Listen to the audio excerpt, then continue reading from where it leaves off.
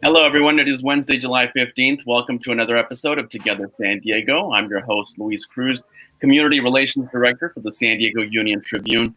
Joining me this afternoon is Marie Burke Kenny, an attorney and partner at Procopio. Marie is the leader of Procopio's Labor and Employment Practice Group. Marie, thank you so much for joining me today.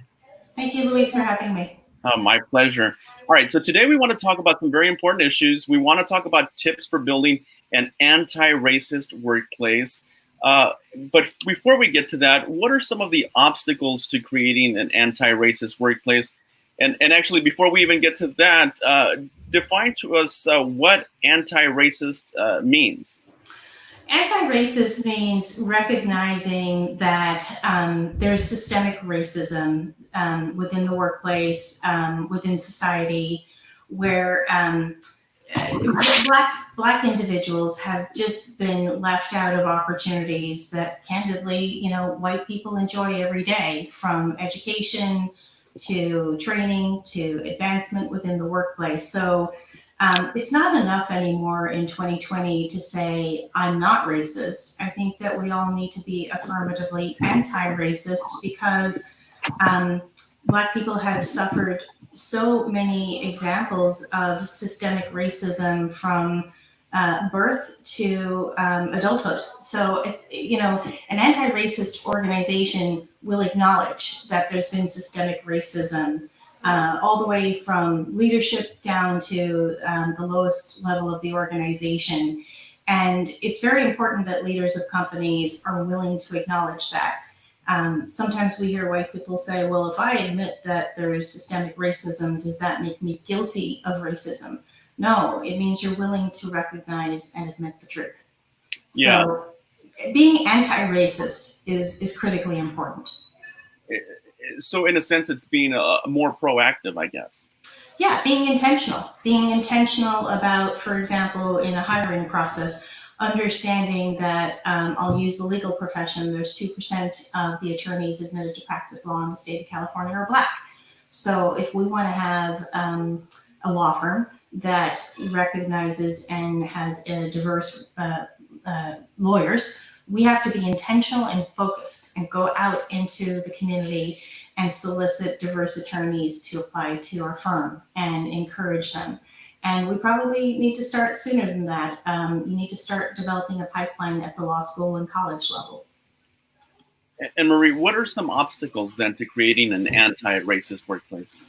I think implicit bias is the biggest thing that I would say is an obstacle. It's an unconscious bias. It's not something intentional. And unconscious bias is just implicit prejudices that we have. Some are positive, some are negative. When Google actually launched YouTube, something like 22% of the individuals who uploaded a video to YouTube were very surprised to see it was upside down and not displaying properly. And what Google realized is that their engineers had a right-handed bias. So it wasn't about race or ethnicity.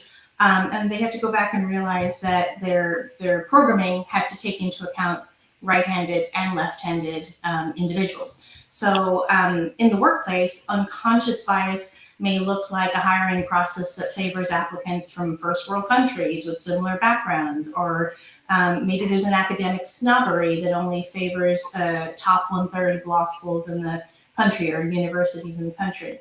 So implicit bias could be, one of the examples I give is that, a white male sits down and interviews a white male candidate for the job.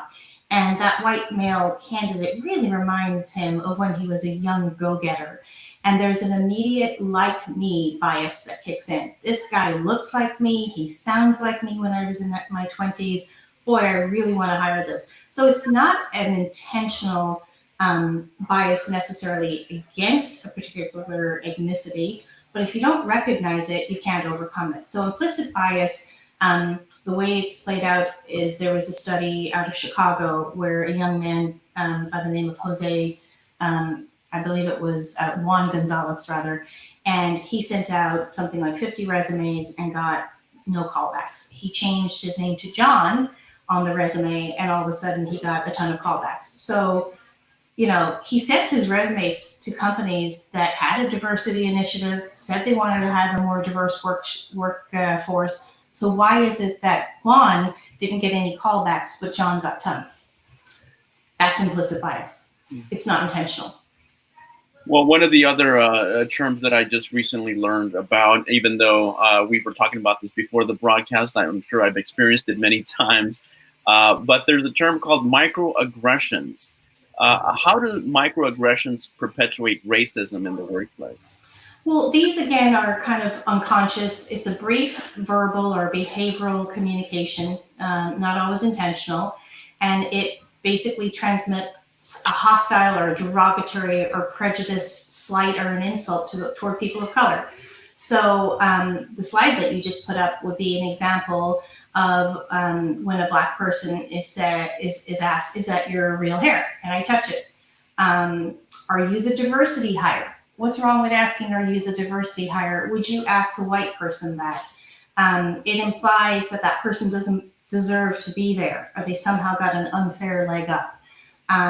Asking a person about touching their hair, it's just not something that typically a white woman, for example, experiences. Black women report that they often have more comments on their hair in the workplace than just about anything else. They want to be recognized for their talents and their skills, not whether they straightened their hair that day or whether their hair is natural that day. Saying in a maybe not intentionally condescending way, but saying to a Black person, "You're so articulate," implying that that person didn't expect that person to be articulate. Or saying, "You're a credit to your race." Again, it implies that the person does not expect a Black person to be qualified or intelligent or have deserved the job. And saying things like, "My best friend is Black." Again, none of these are expressions that make a person of color feel welcome. They feel singled out. They feel like they're excluded. And as one,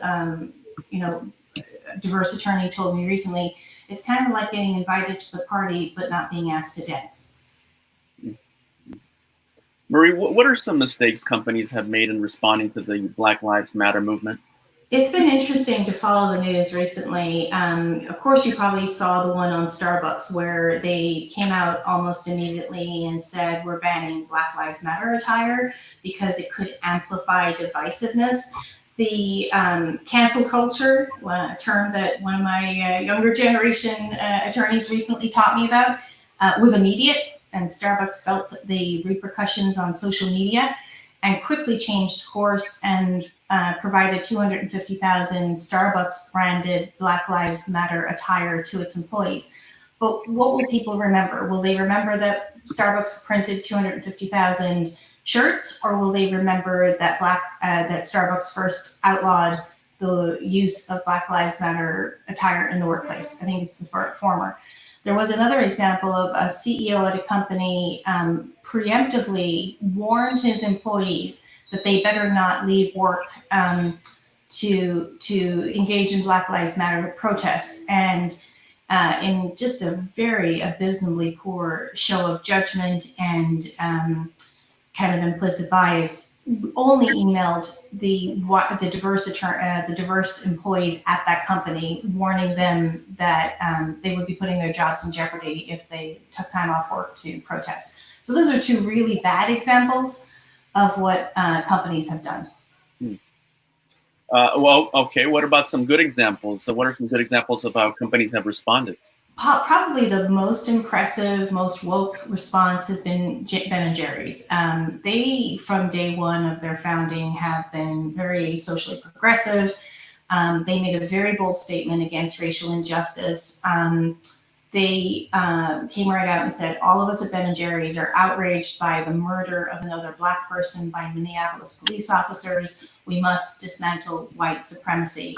And then they actually developed an ice cream that they dedicated to this concept. And I forget what, I'm embarrassed. Okay, I'm recalling it. It's called Justice Remixed.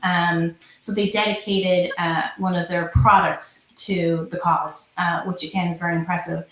And then one you may not suspect, it's kind of an interesting and neat use of technology.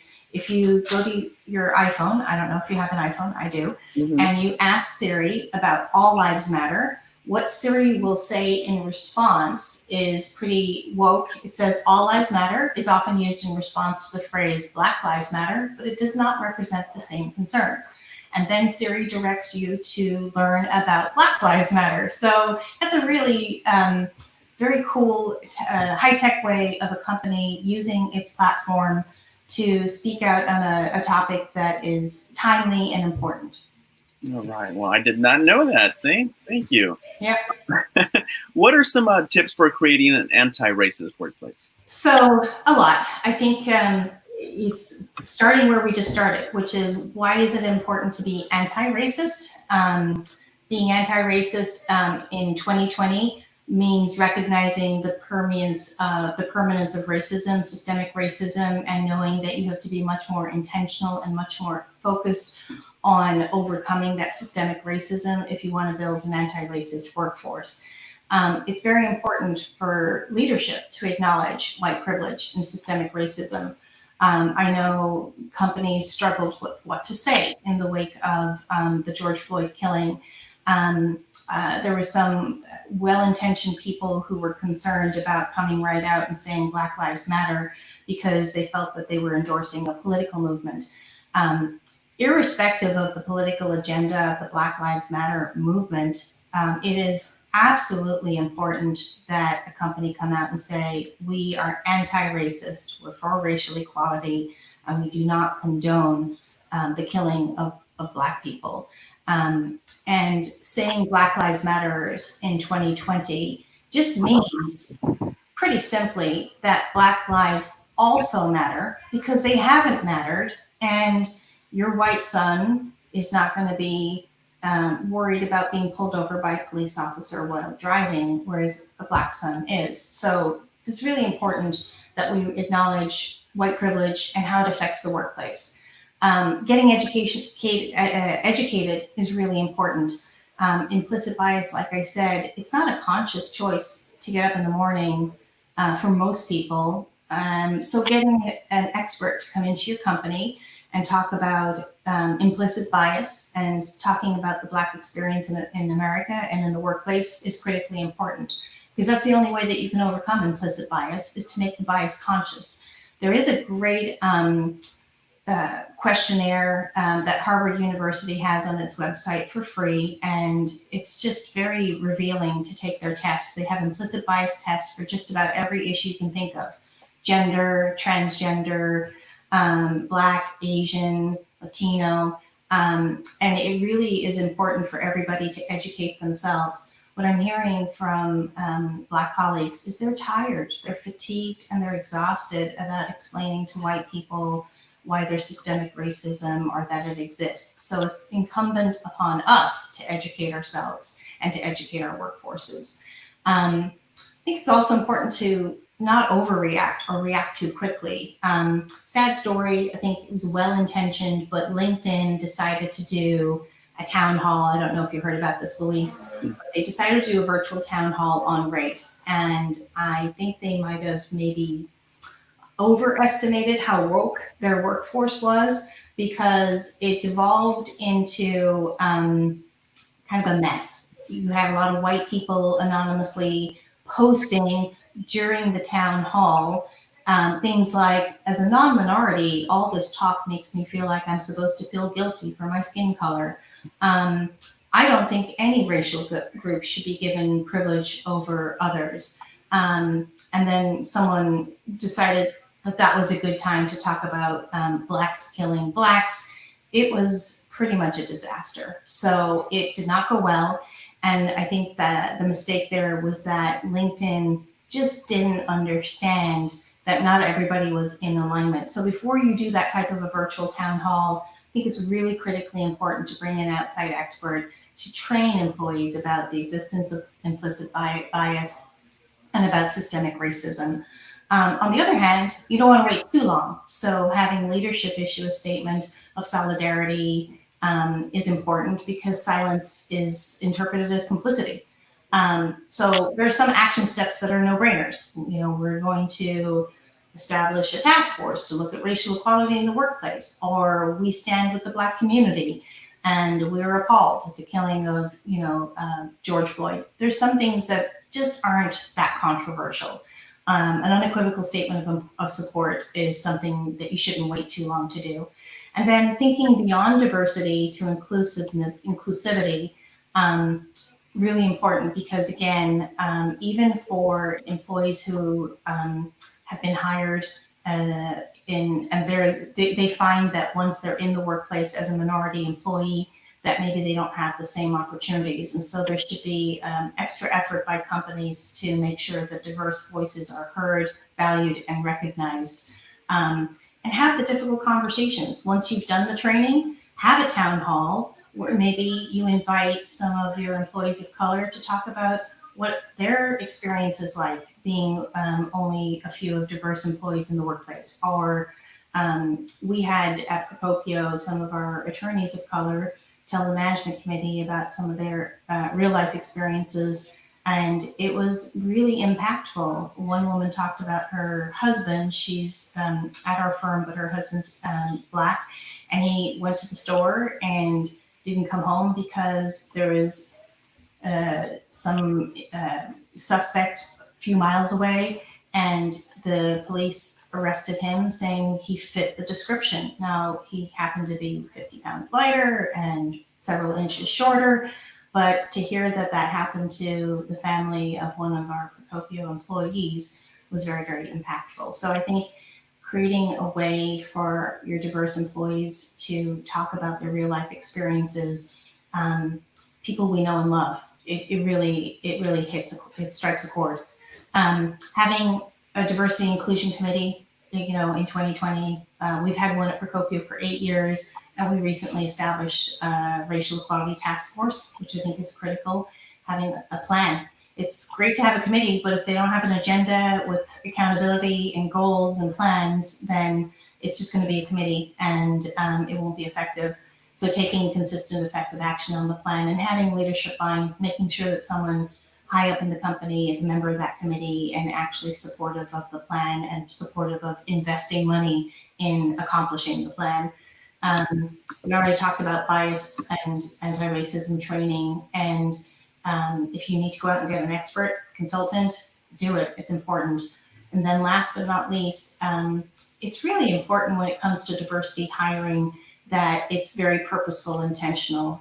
Again, if you're dealing with a pool of employees, or you get 20 resumes and there's virtually no diverse candidates, it's incumbent on a company to go out and get that job posting out to organizations where you're going to increase the diversity pool of your candidates. Because if you don't do that, you're going to continue looking very much like a white workforce. And often diverse employees will say, I didn't really want to go to that company. It didn't look very much like a place I'd feel comfortable. I think that's really important to recognize. And then leadership at the top, having diverse leadership is really important. I know that at Procopio, as a woman sitting on the management committee, I've had many female attorneys say it's really important to them that a woman, a mom, is actually on the management committee. It makes them feel that, they have a voice. Marie, do you think that a lot of companies maybe are reluctant to talk about this issue because it might reflect badly on them, and they'd rather just try to maybe brush it under the rug and hope that this passes? Yeah, I think there's some really difficult issues, thorny issues that they have to balance. So for example, I've heard some employers say, well, we want to make a statement of support and solidarity with the Black community and Black Lives Matter, but some of our employees are married to police officers. How do we balance that out? And I'm a big believer in my personal life and in my work life is that you've got to have that difficult conversation, because if we don't listen to each other, we're never going to become empathetic, and we're not going to understand. And when you look at it from a litigation perspective, I'm an employment litigator, and you look at the top reasons that employees sue, they sue not because necessarily what happened, but how it happened.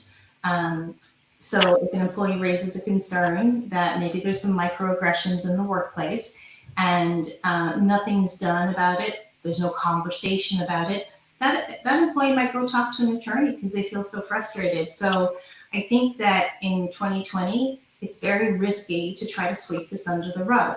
I just don't think that's really an option, a viable option for businesses anymore. And if employers feel uncomfortable with having those conversations, you can always get an outside expert to help facilitate those conversations in a way that feels safe for everybody. But not having the conversation is much more likely to lead to inability to retain your good employees and potentially litigation. You've been providing these presentations now for the last couple of weeks to different companies and organizations. Why is this important for you? 25 years ago, I worked at, well, first of all, I grew up in Ireland, very white country. And candidly, I didn't meet anyone Black until I came to the United States. And then I came to New York City, melting pot. And I went to a college where it was 5% white, Caucasian, John Jay College of Criminal Justice. And all my professors were diverse, amazing. And then I worked at a bank in Spanish Harlem, and I was the only white employee.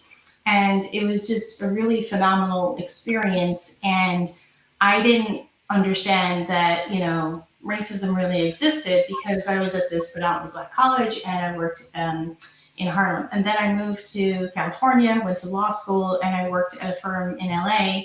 And I worked with this absolutely dynamic, amazing trial attorney. And he was candid about his experiences driving while Black in Beverly Hills, being pulled over for no reason other than the color of his skin. I saw when we traveled that, I get through airport security much faster than he would.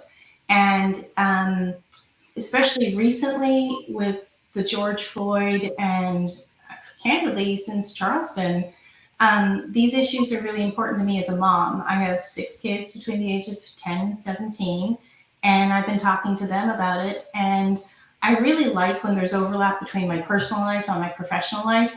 And when I was feeling so passionate about these issues, talking to my kids, I felt like, you know what, I want to develop some content on this topic that I can share with employers. And when Adriana Ochoa, the chair of our diversity committee, agreed to do the presentations with me, it was just a really amazing experience to be able to, share those presentations with her.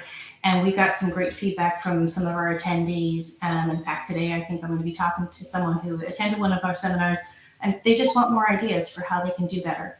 So I love that. That's great. That means that we're making progress. And I really don't want us to lose any momentum on this critically important topic. I think you've seen, Luis, that there's kind of an ebb and a flow on racial equality. And I just don't want that to ebb again. I think we have to stay on this. We have to keep talking about it. And it's a personal responsibility for all of us. Well, if people want to learn more about your presentation or want to get a hold of you, what's the best way to do that? Well, the easiest way is to go to www.procopio.com. My email is marie.kenny@procopio.com. And if you put in Marie Burke Kenny Procopio, you'll find me. And I would love to hear from you. All right. Is there anything else you'd like to add? No, just stay safe. Please wear your mask. That's important too. Luis, you and I met first over a COVID-related employment presentation. And I just say, stay aware and educate yourself. It's really important. Great advice. Thank you so much for this conversation. Obviously, a very important topic to have. And what I really do appreciate about it is that it's not an easy conversation to have. I mean, it's an important conversation to have, but obviously there's a lot of feelings on both sides, and so it can become very divisive real quickly, and of course that's not productive. But having the conversation, as you said, is very important to have. And I loved what you said at the beginning, Luis, when you looked at the microaggressions. You said, "Oh, I've experienced it. I didn't know what to call it." So, that's important that we label the behavior and we all collectively agree it is not okay. Thank you so much, Marie. Yeah. Have a great one. Thank you, Marie Burke Kenny, attorney and partner at Procopio. And thank you at home for watching. Have a great day, everybody. The San Diego Union-Tribune is once again proud to be a sponsor of San Diego Pride. As San Diego's oldest business and largest media company, we value diversity, equity, and inclusion. And while we may not be able to gather in person this year, know we are with you today. We see you, we hear you, together we rise.